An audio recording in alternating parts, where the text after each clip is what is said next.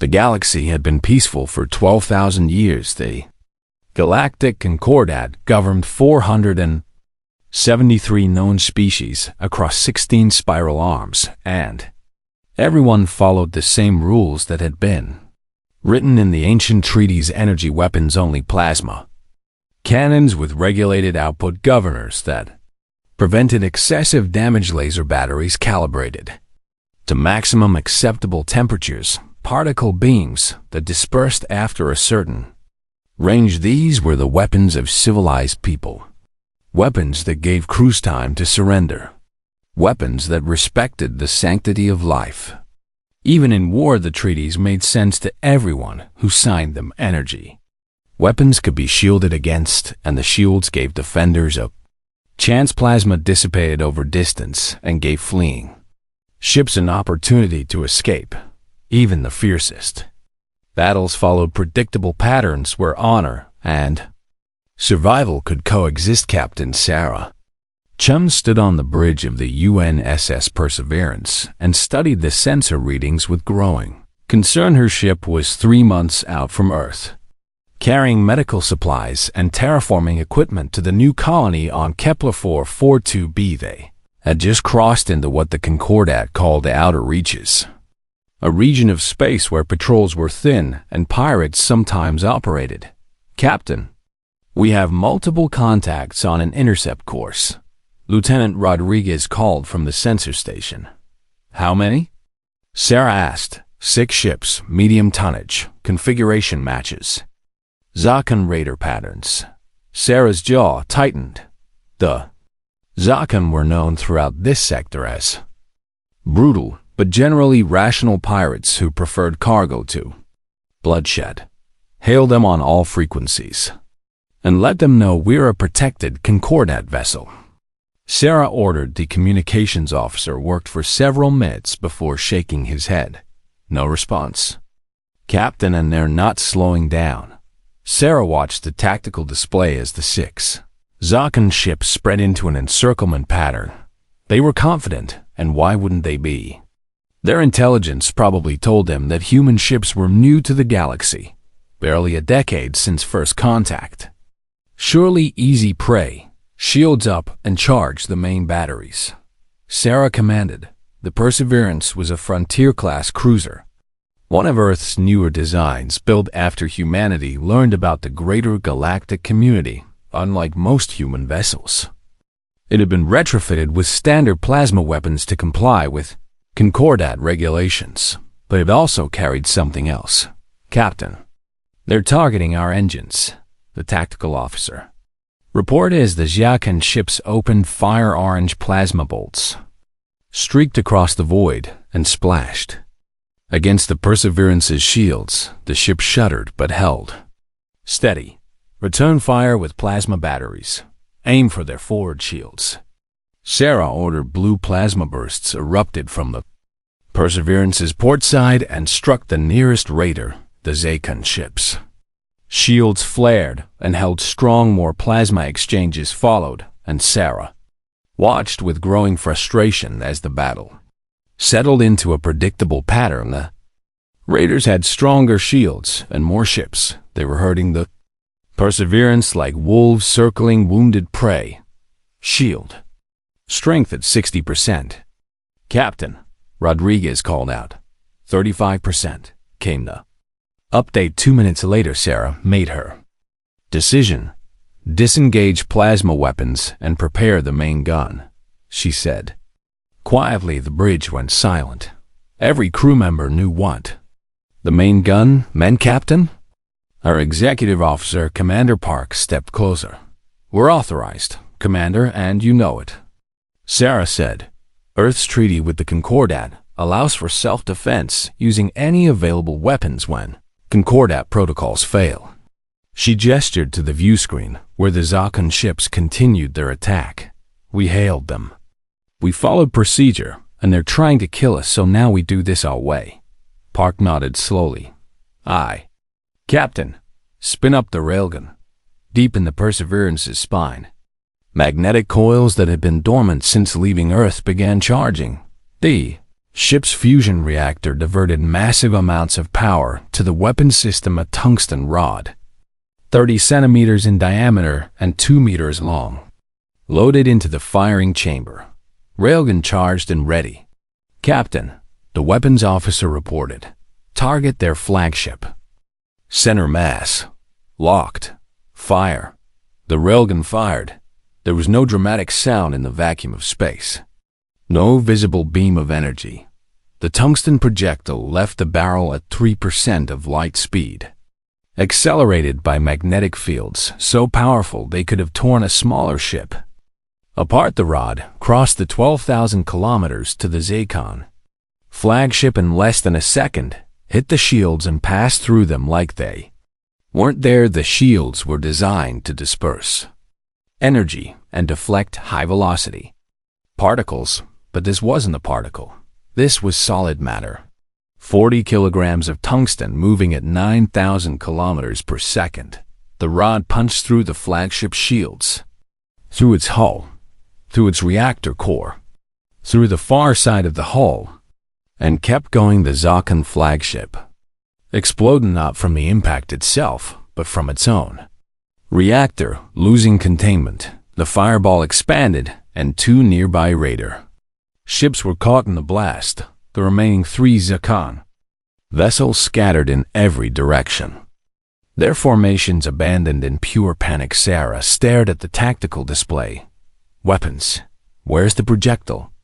The weapons officer checked his sensors, and his face went pale. "Still tracking it, Captain, and it's not slowing down." "What?" "Ma'am, the round is continuing on its trajectory and at current velocity. It will maintain coherent flight for," he paused to run calculations, "approximately 12 million kilometers before gravitational influences significantly alter its course. Track it and broadcast a warning on emergency channels," Sarah ordered. "Any stations or ships in its path need to know." 20 minutes later, automated alarms began screaming across Concordat emergency frequencies. An automated mining platform, stationed 15 million kilometers beyond the battle site, reported a catastrophic impact. Something had struck one of its processing modules at impossible velocity. Module and 3 others simply ceased to exist within hours. Every Concordat military ship within 100 light years had received the combat logs from both the Perseverance and the mining station within days. The recordings had spread to every major world, and the Concordat scientists analyzed the footage frame by frame. Military strategists ran simulations, politicians called emergency sessions, and everyone asked the same questions. What kind of weapon was that? How did it penetrate shields designed to stop anything? Why didn't it have an energy signature? How could it keep going after destroying its target? The answers, when they came from Earth's diplomatic channels, only raised more questions. It was called a railgun. Humanity had been using them for 300 years. They were considered basic ship-to-ship weapons, and humans had 1,100 warships equipped with them. The galaxy, which had been peaceful for 12,000 years, suddenly couldn't talk about anything else. Clara of the Civish arrived at Unity Station 3 days after the incident. Her crystalline body refracted light in patterns that other species had learned to read as emotional states, and right now, those patterns showed deep concern. She was a Concordat investigator, one of the best, and she had been assigned to investigate what everyone was calling the kinetic incident. The humans had requested a meeting, and Clara had agreed immediately. She needed to understand what had happened, and more importantly, she needed to understand these strange newcomers who had somehow brought back weapons from the Dark Ages. Ambassador Marcus Webb met her in one of Unity Station's diplomatic chambers. He was a tall man with gray hair and tired eyes. Behind him stood Captain Sarah Chun, still in her ship's uniform, and 3 other human military officers. Investigator Clara, "Thank you for meeting with us," Marcus began. "We want to cooperate fully with your investigation." Clara's light patterns shifted to acknowledgement.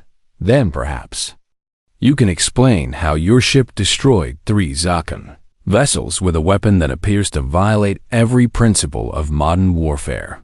Marcus gestured to a holographic display. We'd like to show you something. The display activated and showed a schematic of the railgun. I studied it carefully, and her confusion grew. I see electromagnetic coils and a firing chamber. But where is the plasma generator? Where is the energy focusing array? There isn't one. Captain Chun said quietly. The weapon doesn't generate energy for projection, and it uses energy to accelerate a physical object. Talara's patterns flashed red. You accelerated matter itself to relativistic speeds? 3% of light speed. Yes, without governors, without safety limiters. The only limit is how much power we feed to the magnetic coils, one of the officers explained, and how much stress the barrel can withstand. Talara's crystalline form actually trembled in her 300 years as an investigator. She had seen many weapons. She had analyzed antimatter warheads from the Krull Ascendancy. She had examined the viral nanits used by the Sectorian Collective. But this was different. This was worse in a way she struggled to articulate. Do you understand what you've done? She asked. You've created a projectile that will travel through space for 40,000 years before stellar drift and gravitational forces finally disperse it. Marcus nodded slowly. We do understand, and we've already begun tracking the round, and we'll track it for as long as necessary to ensure it doesn't pose a danger to anyone.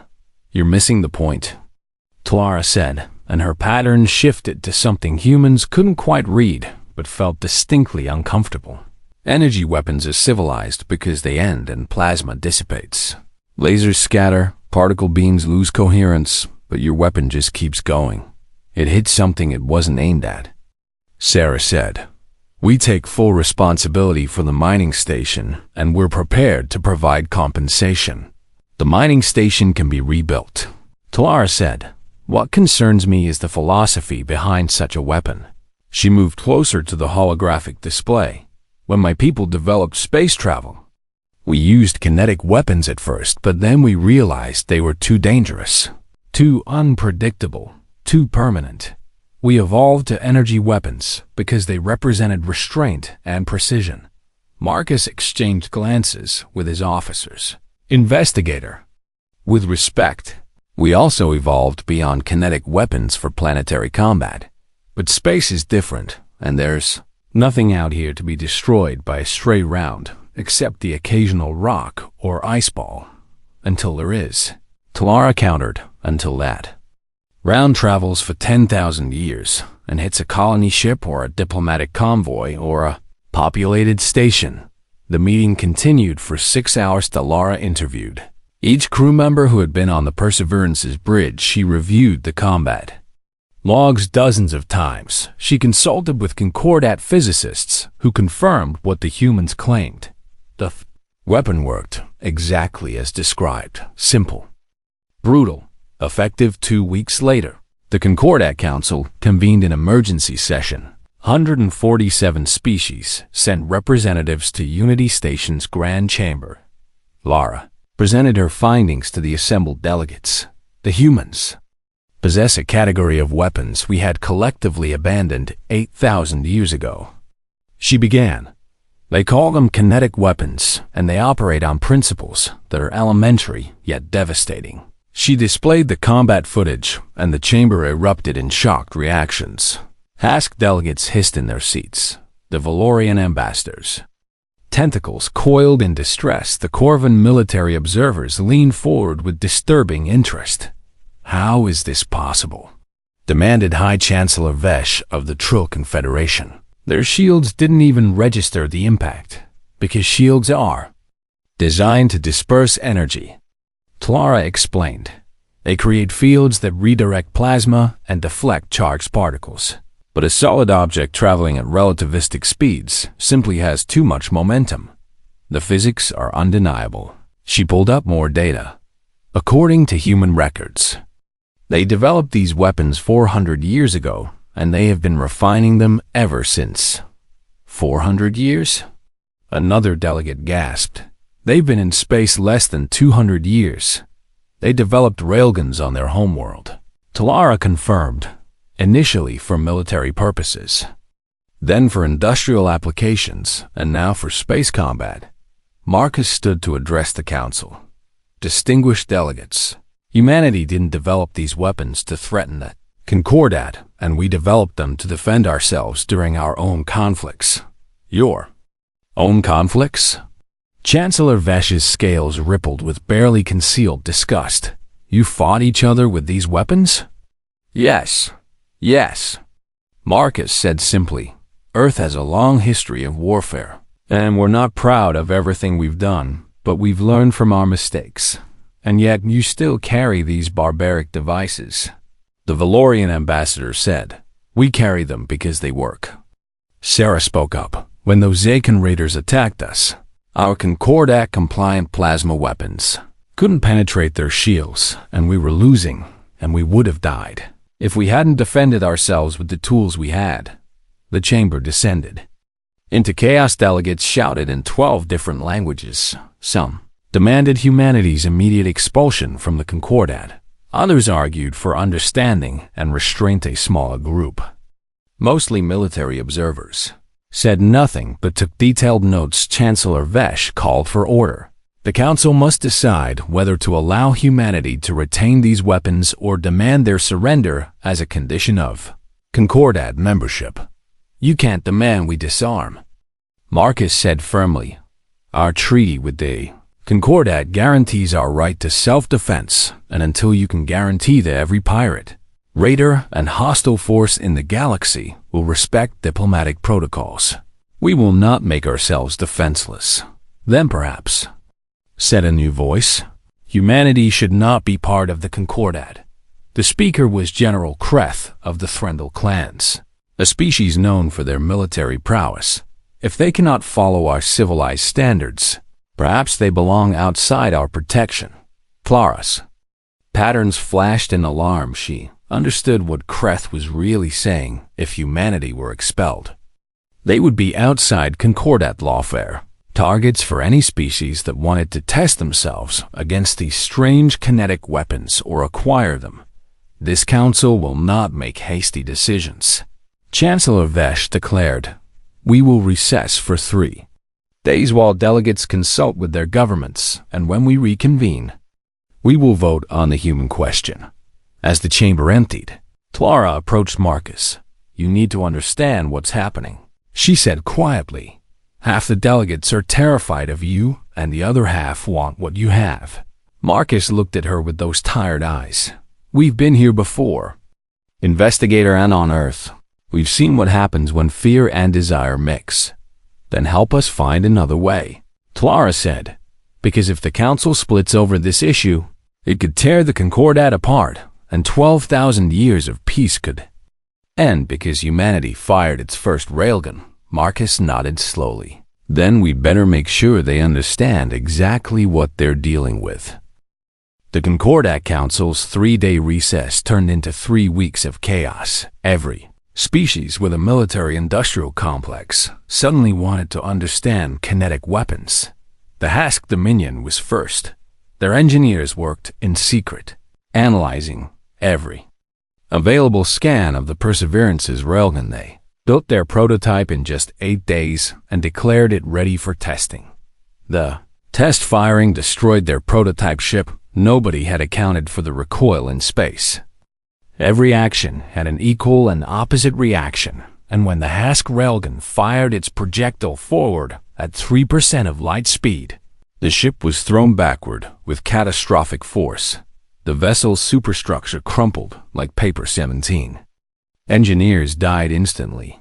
The Hask military command immediately classified the incident, but word leaked anyway. It always did within 48 hours.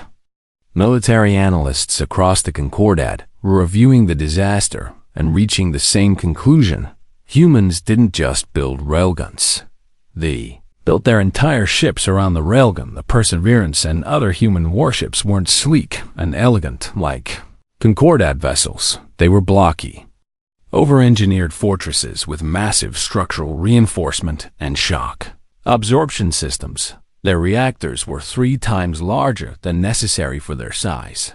Their inertial dampeners were military-grade, even on civilian ships humans had designed. Everything expecting violent recoil forces. They've been thinking in 3 dimensions differently than us. Talara explained to Chancellor Vesh during a private briefing, when we fire plasma weapons, we think about energy dispersal and heat management, but when humans fire kinetics, they think about momentum, vectors, and Newton's laws. The Chancellor's scales rippled thoughtfully. How long have they been building ships this way? Since they first went to space? Talara said. Their earliest space stations were built to handle kinetic impacts from debris, and their first warships were designed around chemical rockets and explosive weapons. They never had a plasma age, the Chancellor realized. They went straight from chemical explosives to magnetic acceleration. Exactly, and by the time they discovered fusion power, they already had centuries of kinetic weapons experience. The briefing was interrupted by urgent news. The Threndel clans had made their move general. Kreth's forces had attacked 3 human outposts in the frontier sectors, not to destroy them, but to steal technology. The raids were surgical fast assault teams, hit research stations and manufacturing facilities, grabbed whatever data and components they could carry, and retreated before human reinforcements could arrive at first. The attack seemed successful. The Threndel acquired schematics, manufacturing specifications, and even several railgun components then. They tried to build their own version. The first Threndel railgun performed exactly as designed it. Fired a tungsten rod at 2% of light speed. The ship survived the recoil. The Threndel celebrated. Then, they tried to fire it again. The weapon exploded. The magnetic coils overheated and the barrel warped from thermal expansion and the power coupling failed. The Threndel engineers couldn't understand what went wrong. They had copied the human design. Exactly what they didn't know was that humans had learned these lessons the hard way. Every human railgun had heat management systems that had been refined over decades of trial and error. Coils were made from alloys that took years to develop. The barrels were manufactured using techniques that required specialized equipment. The power systems had safety features built on hundreds of catastrophic failures. You couldn't just copy a railgun, you had to understand the entire engineering philosophy behind it. General Kreth was not deterred by initial failures. Authorized more raids. Larger raids. A human convoy was ambushed near the Kepler colonies. 40 Threndel warships dropped out of FTL and surrounded 5 human cargo vessels. The Threndel commanders expected easy victories. Humans had numbers disadvantage, and surely they would surrender. They didn't know that every human ship carried weapons, even cargo vessels. The lead Threndel battleship hailed the convoy. Surrender your technical data and manufacturing equipment, and you will be allowed to leave unharmed. Captain James Harrison of the UNSS Continental Divide studied his tactical display. 5 cargo ships against 40 warships. His ship was a bulk freighter, designed to carry mining equipment, but like all human vessels, it had been built with certain assumptions. All ships. This is Harrison. He broadcast on the convoy's encrypted channel. Arm railguns and prepare for coordinated fire. Range is extreme. Captain, his weapons officer said, they're still 14 million kilometers out. I know. Harrison replied, target their formation center and prepare firing solution. The Threndel fleet began closing 13 million kilometers. 12 million. The humans calculated trajectories, not where the Threndel ships were, but where they would be kinetic. Weapons took time to reach their targets at these ranges. Seconds that felt like eternities. But humans had been practicing this for 3 centuries. All ships fire. Harrison commanded 20 railguns fired simultaneously. Threndel sensors registered the launch as kinetic projectiles incoming. The fleet commanders laughed at this range. Impossible to hit anything. Ships could simply maneuver and avoid, except the humans hadn't fired at where the Threndel ships were. They had fired at where Threndel Doctrine said they should be formation. Tactics were predictable. Every species had standard maneuvers.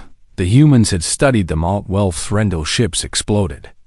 As tungsten rods traveling at relativistic speeds punched through them, the fleet scattered in panic, but the humans weren't done. Second volley.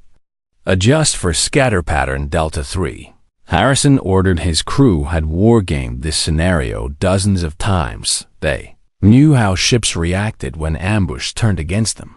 They knew the panic maneuvers. More railguns fired, more Threndel ships died. The survivors fled out of 40 warships. Only 23 escaped, and they carried a message back to General Kreth. Humans could calculate ballistic trajectories across millions of kilometers. They could predict fleet movements and counter-movements. They thought in 3 dimensions and time. Simultaneously, it wasn't just the weapons that were different. It was the entire tactical philosophy. Lara reviewed the battle data with growing unease. She had seen the recordings from both sides. The Threndel had superior numbers, superior shields, superior energy weapons, and they had been destroyed by cargo ships. They're not just using kinetic weapons, she told Marcus during their next meeting. They're fighting differently than anyone else in the galaxy. Marcus nodded. Because we have to, and energy weapons are forgiving, and you can fire, miss, adjust, and fire again, but kinetic weapons don't give you that luxury. Every shot has to count, because every shot is precious. Clara said, exactly. And so we learn to calculate perfectly, and we learn to predict, and we learn to think 3 moves ahead. Like a game, like a war. Marcus corrected. We've been fighting each other for thousands of years. Clara and we got very, very good at it. The investigators' patterns shifted to something that might have been respect or might have been fear. The council meets again tomorrow, she said. What will you tell them? Marcus looked out the viewport at the stars. The truth, he said, that we're not going to disarm and that we're not going to apologize for surviving, but we're also not trying to conquer anyone. Will they believe you? I don't know, but I'm going to try something different. What? I'm going to show them why we stopped using kinetic weapons on Earth. Clara's patterns flashed confusion. I thought you said they were effective. They are, Marcus said grimly. That's why we stopped using them. The next day, Marcus addressed the Concordat Council. He brought no diplomatic speeches. Instead, he showed them recordings footage from Earth's kinetic war cities reduced to craters from orbital bombardment continents scarred by mass driver impacts, casualty numbers that made several delegates physically ill. This is what kinetic weapons do when used without restraint. Marcus said, this is what we did to ourselves before we learned to control them. The chamber was silent. We don't use these weapons on planets anymore. Marcus continued. We've banned orbital kinetic strikes and we've outlawed relativistic bombardment. And we've made it a crime against humanity to drop tungsten rods on civilian populations. But in space? In ship-to-ship combat? They're just another tool. General Kreth stood. You lecture us about restraint after destroying my fleet? Your fleet attacked our convoy. Marcus said coldly. You want to talk about restraint? My ships could have pursued yours and they could have hunted down every survivor, but they didn't because we practiced the restraint we preach. He turned to address the entire council. The galaxy has been peaceful for 12,000 years because you forgot what war really means, but humanity remembers, and we remember the cost. We remember the horror, and we carry weapons that remind us every day why we must never let it happen again. Chancellor Vesh spoke. What are you proposing, Ambassador? A compromise, Marcus said. Humanity will agree to limitations on kinetic weapon deployment and will share our safety protocols and will help establish rules of engagement, but in exchange, you accept that these weapons have a place in the galaxy and you stop trying to force us into your comfort zone. The chamber erupted in debate. Lara watched it all unfold. she realized that Marcus had done something clever. He had made both sides uncomfortable. The ones who wanted humans expelled now had to contend with the images of Earth's devastation. The Concordat Council remained deadlocked for 17 days. Every vote ended the same way. 293 species voted to accept human kinetic weapons under strict regulation. 287 species voted to demand humanity's complete disarmament. 67 species abstained. Unwilling to choose sides, Chancellor Vesh called for yet another recess. Alara found Marcus in one of Unity Station's observation decks. The human ambassador stood alone, watching ships come and go from the massive station. The council is tearing itself apart. Talara said, her crystalline form cast rainbow patterns across the deck. I know, Marcus replied. Half the delegates won't even share meals anymore, and species that have been allies for millennia are barely speaking. All because of us. All because the galaxy wasn't ready for you. Talara corrected. We built our civilization on certain assumptions about how warfare should be conducted, and you challenged every single one. Marcus turned to face her. I've been authorized to make a proposal, he said. Something that might break the deadlock, but it's risky. Everything is risky now. Talara said, what do you have in mind? We want to invite the Council to Earth, Marcus explained. Not to Unity Station, not to a diplomatic venue, but to Earth itself, and we want to show them our military history and our weapons development. And what we chose not to bring to the stars. Talara's patterns flickered with uncertainty. You want to show them more weapons? That will only make things worse. Or it will show them that humanity understands restraint better than they think.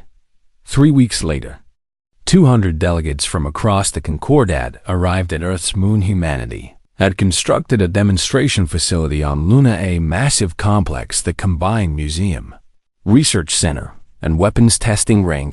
Alara was among the first to arrive. She had been to many worlds, but never to humanity's birthplace. Earth hung in the black sky above Luna's surface. Blue and white and achingly beautiful. It's smaller than I expected, she admitted to Marcus as they walked through the facility's entrance. Most species say that, Marcus replied. But what we lack in size, we made up for in creativity.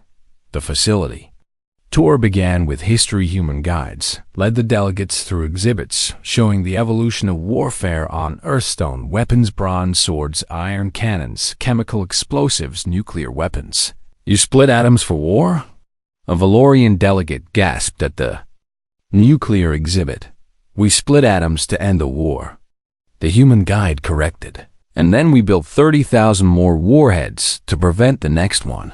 The exhibit showed photographs from Hiroshima and Nagasaki cities turned to ash, shadows burned into walls, casualty, figures that seemed impossible. How did your species survive this? Asked a young Corvan observer. Barely. The guide admitted. We came very close to extinction, and that's why we remember, and that's why we're careful.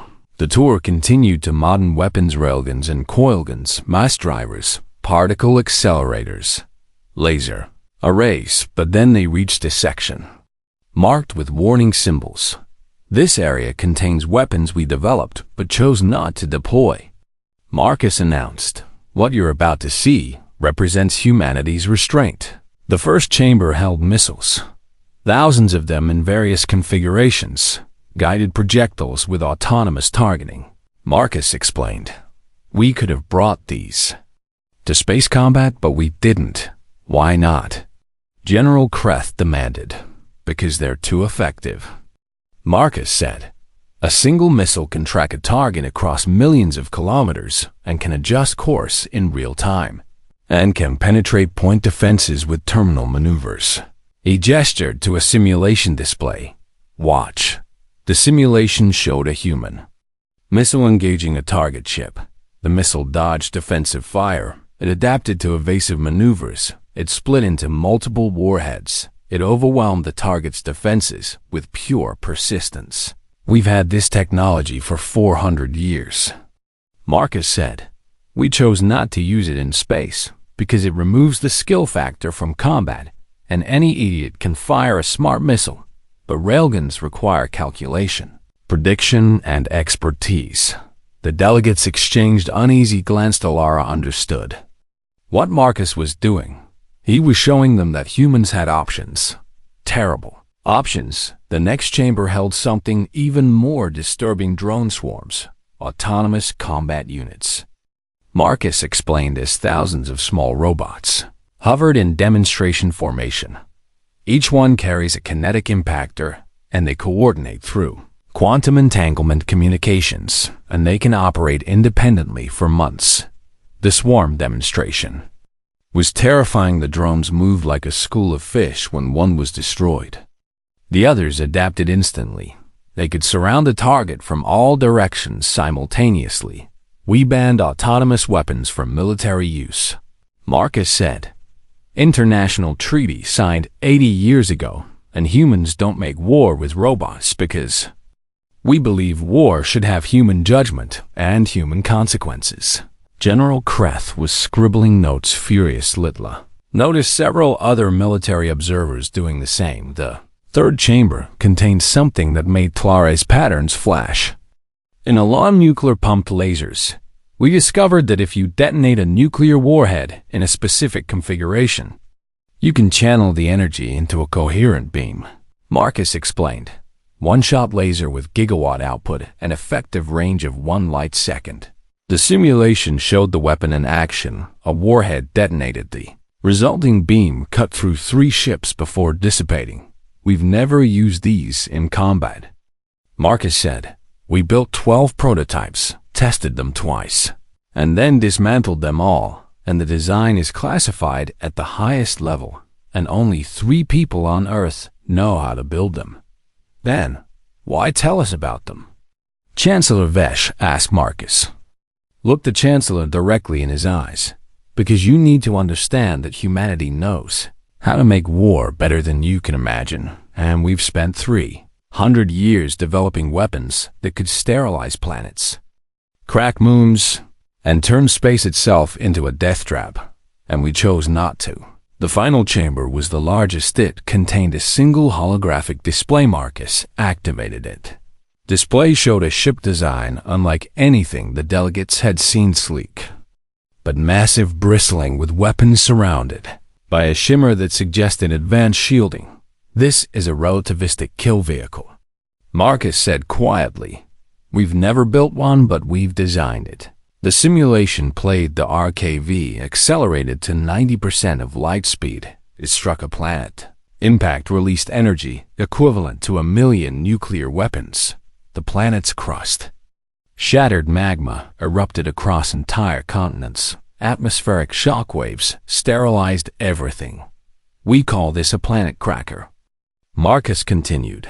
The mathematics are simple, and the engineering is achievable, and any civilization with fusion drives and magnetic acceleration can build one. He looked around at the assembled delegates. Humanity chose not to, and we wrote it into our founding charter for space exploration, and no human ship will ever be equipped with relativistic bombardment capability. But Marcus paused. If you threaten our existence, and if you force us to fight for survival, and if you leave us no other choice. His voice hardened. We will remember everything we know. The chamber was absolutely silent. General Kreth spoke first. You're threatening us. No, Marcus said. I'm being honest with you, and we have shown you restraint, and we have shown you control, and we have shown you that we understand the terrible weight of these weapons. What we're asking is simple. Trust that we will continue to exercise that restraint. Clara stepped forward. I believe them.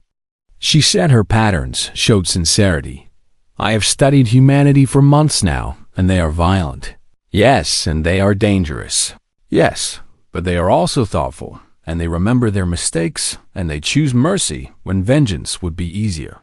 She turned to the council delegates. The question before us is not whether humans have dangerous weapons, and it is whether we can accept them as partners, knowing that they could destroy us, but choose not to. Chancellor Vesh studied Marcus for a long moment. What guarantees can you offer?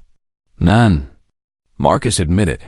Guarantees are worthless in war, and what I can offer is our history and our values and our commitment to the Concordat's ideals of peace and cooperation. We will follow your rules of engagement. We will submit our weapons to inspection. We will teach other species how to defend against kinetic weapons. But we will not disarm, and we will not pretend to be something we're not. The Chancellor's scales rippled in thought. You're asking us to trust you. Yes, based on nothing. But your word, based on everything we've shown you today. Marcus corrected. We could have lied, and we could have hidden these weapons, and we could have let you discover them in combat. Instead, we brought you here, and we showed you our worst capabilities, and we told you honestly that we choose not to use them. Clara's patterns shifted to something hopeful. She had seen many negotiations in her long career. Most involved posturing and deception. This felt different. This felt like truth. The Council will vote again tomorrow, Chancellor Vesh announced. But I can tell you now that I will support the compromise. Humanity has earned that much. As the delegates filed out, Clara stayed behind with Marcus. Do you think it worked? She asked. I don't know, Marcus admitted, but at least now they understand who we really are and not who they imagined us to be. And if the vote fails? Marcus looked up at Earth hanging in the sky. Then we go home and we prepare for whatever comes next, and we hope that reason prevails before fear does. But we won't start a war. That much I can guarantee. The Concordat Council convened one final time to vote on what history would call the Webb Accords, named after Ambassador Marcus Webb. The Accords represented a compromise that nobody had thought possible 6 months earlier, Chancellor Vesh read. The terms allowed to the assembled delegates. Humanity will be granted full Concordat membership with all rights and responsibilities thereof. Kinetic weapons will be recognized as legitimate. Military technology under the following conditions. Maximum projectile velocity limited to 5% of light speed. Mandatory targeting systems to prevent civilian casualties. Required transponders on all kinetic rounds for tracking purposes. And annual inspections of human military facilities by Concordat observers. In exchange, humanity agrees to share defensive technologies against kinetic weapons. Provide training to Concordat forces on kinetic combat tactics. Refrain from developing or deploying relativistic kill vehicles or other planet-scale weapons. And submit to immediate weapons restrictions should hostilities with Concordat members occur. The vote was not unanimous. It never would be, but 347 species voted in favor. 126 voted against. The Webb Accords became law. Marcus stood before the Council one last time. Humanity accepts these terms. He said, we will honor this agreement, and we will prove ourselves worthy of your trust.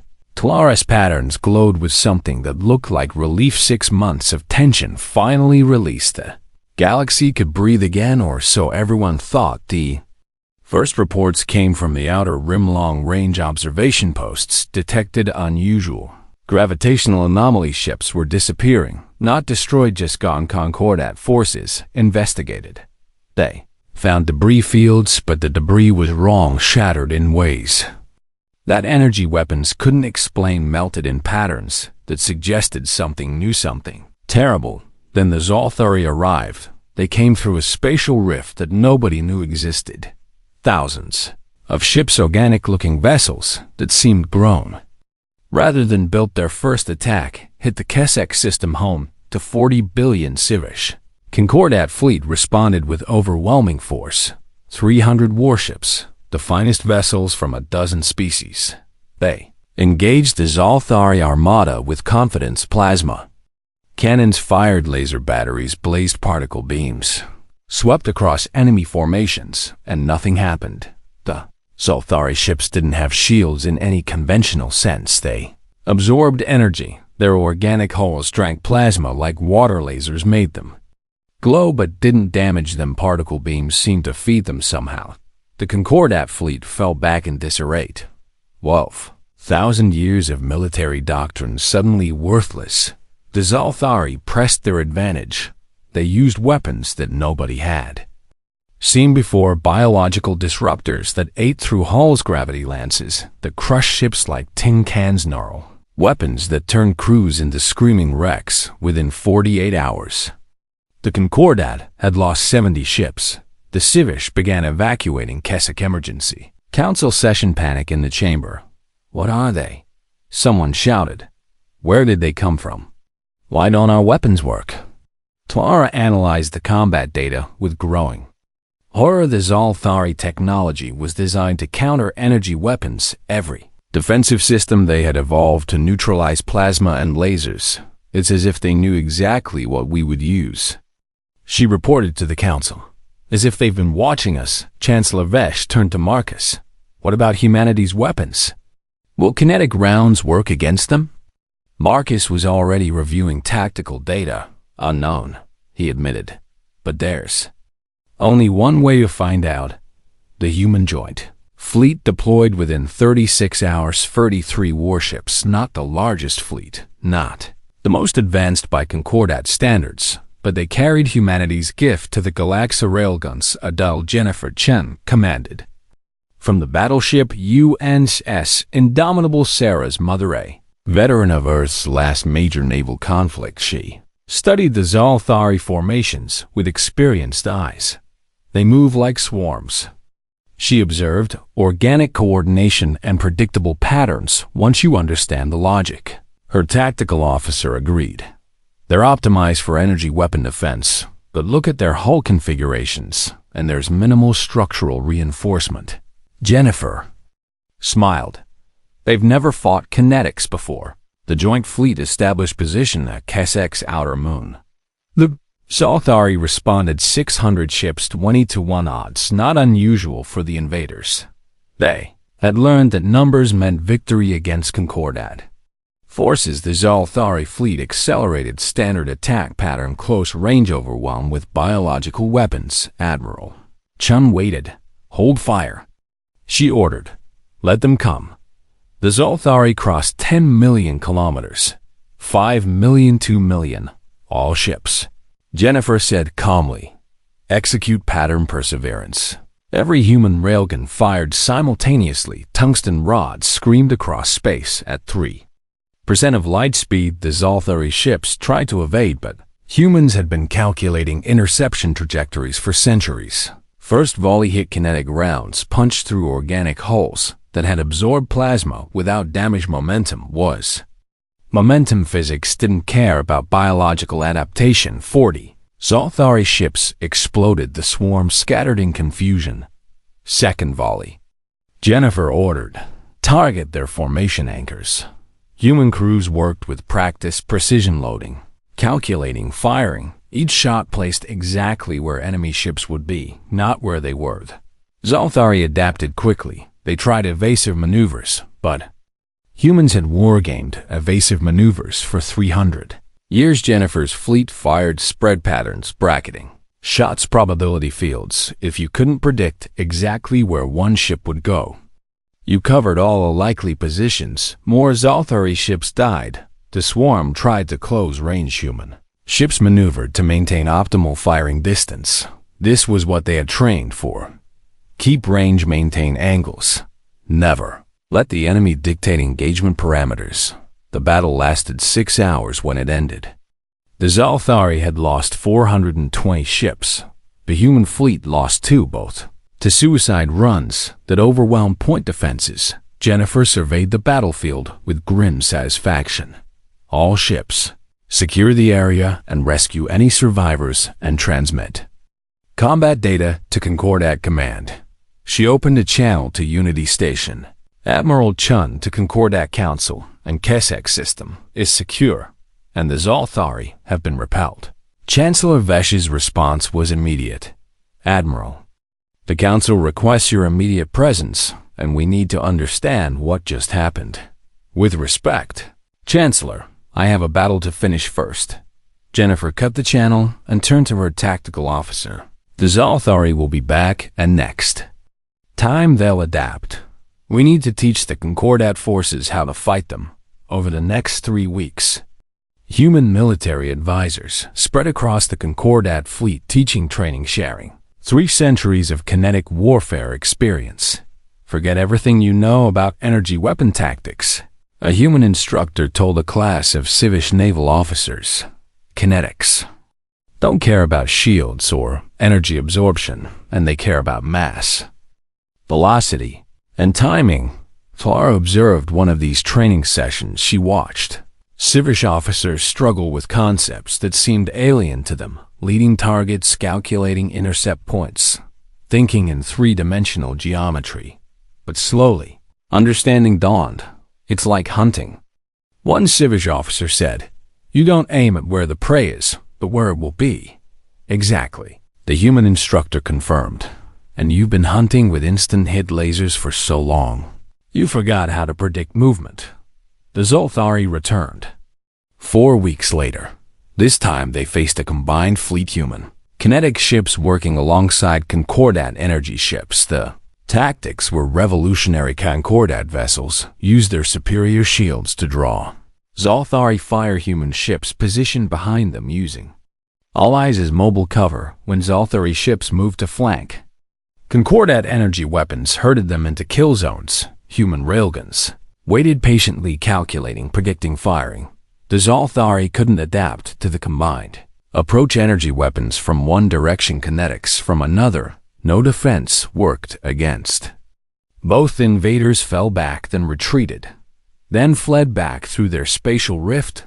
The rift collapsed behind them. The invasion was over. Victory celebration on Unity Station. Representatives from 400 species, all honoring the human contribution. Lar found Marcus watching the festivities from a quiet balcony. "We spent 12,000 years building a paradise," she said. "We thought we had evolved beyond violence."